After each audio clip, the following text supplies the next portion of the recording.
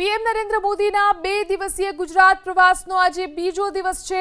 PM Modi પ્રથમ જ્યોતિર્લિંગ એવા ભગવાન સોમનાથના શરણે પહોંચશે, જ્યાં સોમનાથ મંદિરના પુનર્નિર્માણના 75 વર્ષ પૂર્ણ થવાના અવસરે આયોજિત સોમનાથ અમૃત પર્વ 2026માં સહભાગી થશે। આજના પવિત્ર દિવસે પીએમ મોદીના હસ્તે મંદિરના શિખર પર 11 પવિત્ર તીર્થોના જળથી ઐતિહાસિક કુંભાભિષેક અને ધ્વજારોહણ કરવામાં આવશે। સોમનાથમાં ભવ્ય રોડ શો અને વાયુસેનાના સૂર્યકિરણ એર શોની સાથે પીએમ મોદી વિશાળ જનસભાને પણ સંબોધશે।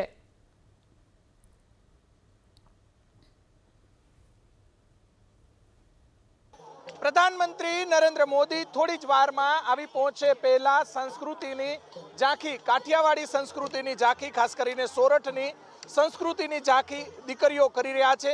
દ્રશ્યો બતાવશું।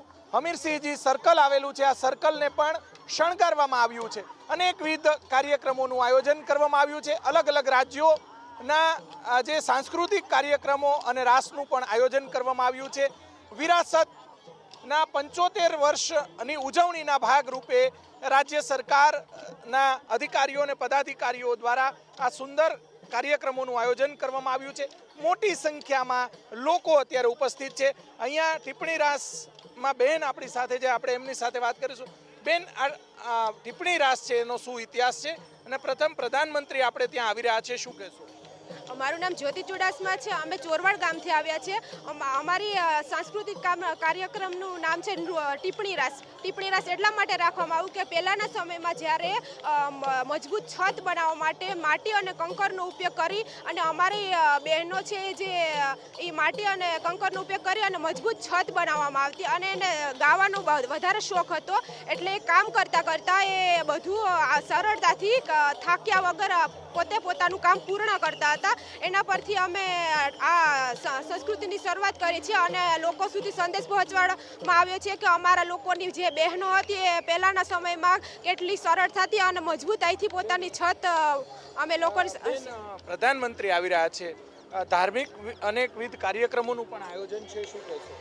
અમૃત મહોત્સવ 75 વર્ષ પૂરા થયા છે અને પીએમ મોદી સર આવી રહ્યા છે, તો અમને એની સામે પરફોર્મન્સ કરવાનો મોકો મળ્યો છે, એ બદલ અમે ખૂબ ખુશી અનુભવીએ છીએ। Thank you so much. ચોક્કસ અહીંયા જોઈ શકાય છે કે દીકરીઓ દ્વારા જે ટિપ્પણી રાસનું આયોજન કરવામાં આવ્યું છે, અલગ અલગ રાજ્યો છે ત્યાંના જે કલાકારો પણ અહીંયા આવી પહોંચ્યા છે। દ્રશ્યો આપણે બતાવવાનો પ્રયાસ કરીશું। જે સોમનાથની અંદર ભવ્યાતિ ભવ્ય ધાર્મિક અને સાંસ્કૃતિક કાર્યક્રમોનું આ રીતે આયોજન કરવામાં આવ્યું છે। મોટી સંખ્યામાં લોકો તેમને જોવા માટે, ખાસ કરીને સોમનાથ મહાદેવ મંદિર છે તેને પણ શણગારવામાં આવ્યું છે। ધાર્મિક અને સાંસ્કૃતિકને જોઈ શકાય છે કે ઝાંખી અત્યારે જોવા માટે પણ મોટી સંખ્યામાં લોકો ગુજરાતભરમાંથી, ખાસ કરીને સૌરાષ્ટ્ર અને જૂનાગઢ, ગીર સોમનાથ, આ તમામ જે જિલ્લાઓ છે, પોરબંદર, ખાસ કરીને સોરઠ પંથક છે, ત્યાંથી મોટી સંખ્યામાં લોકો અત્યારે આવી પહોંચ્યા છે। અત્યારે જોઈ શકાય છે કે અહીંયા જે નાના નાના બાળકો પણ, બેન શું કહેશો, કેવું આયોજન છે? આયોજન બહુ સરસ છે, વ્યવસ્થા બી ખૂબ સરસ છે અને બહુ મતલબ આમ રાહ જોઈ રહ્યા છીએ અમે મોદીજીને મળવા માટે। એન્ડ મોદી સાહેબને સ્વાગતમાં જે કંઈ તૈયારીઓ કરવામાં આવી છે એમાં ખૂબ જ સરસ તૈયારીઓ કરવામાં આવી છે।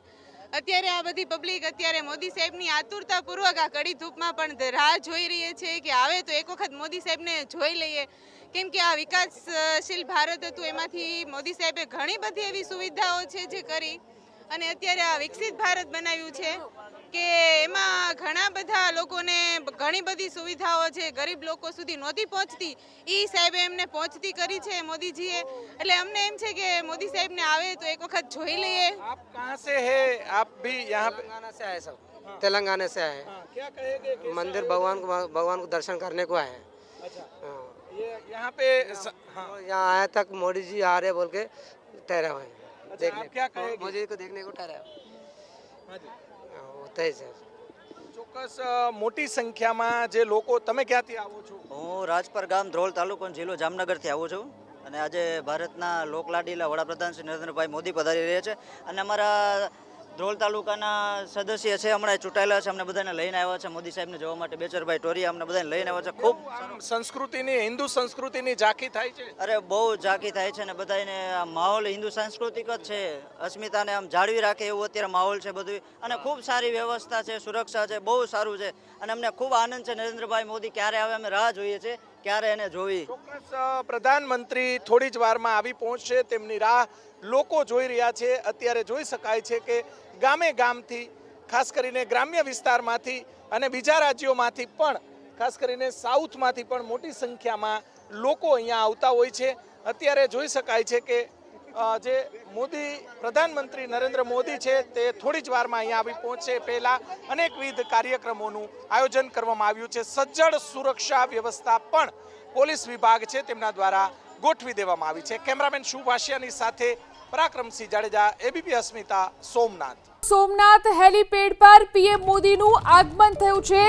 સોમનાથમાં પીએમ મોદીનું ભવ્ય સ્વાગત, સીએમ ભૂપેન્દ્રભાઈ પટેલે પીએમ મોદીનું સ્વાગત કર્યું. હેલીપેડ પર પીએમનું આગમન થયું છે.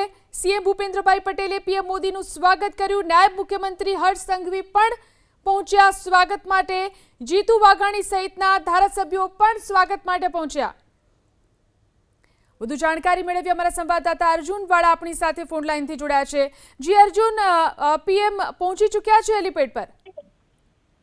ચોક્કસથી વાત કરવામાં આવે તો વડાપ્રધાન હાલ સોમનાથ હેલીપેડ ખાતે પહોંચી ચૂક્યા છે. અને આ જે વડાપ્રધાનના સ્વાગત માટે સોમનાથ હેલીપેડ ખાતે મુખ્યમંત્રી ભૂપેન્દ્રભાઈ પટેલ, ઉપમુખ્યમંત્રી હર્ષભાઈ સંઘવી અને મંત્રી શ્રી જીતુભાઈ વાઘાણી સહિતના સાંસદો અને ધારાસભ્યો પણ અત્યારે પીએમના સ્વાગત માટે થઈને હેલીપેડ ખાતે પહોંચ્યા છે. સ્વાગત થયા બાદ વડાપ્રધાન છે તે હેલીપેડ થી સોમનાથ મંદિર સુધી એક ભવ્ય રોડ શો યોજવાના છે. હાલ વડાપ્રધાન છે તે સોમનાથ હેલીપેડ ખાતે આગમન થઈ ચૂક્યું છે. જી આભાર અર્જુન તમામ જાણકારી આપવા માટે. તો આ બે દ્રશ્યો જોઈ શકાય છે હેલીપેડ પર જે રીતે પીએમનું આગમન થયું છે. સોમનાથ હેલીપેડ પર પીએમ મોદી આવી પહોંચ્યા છે અને તેમનું સ્વાગત કરવામાં આવ્યું. હવે ત્યાંથી રોડ શો યોજાશે અને જોઈ શકાય છે મોટી સંખ્યામાં લોકો આતુરતાથી તેમની રાહ જોઈ રહ્યા છે.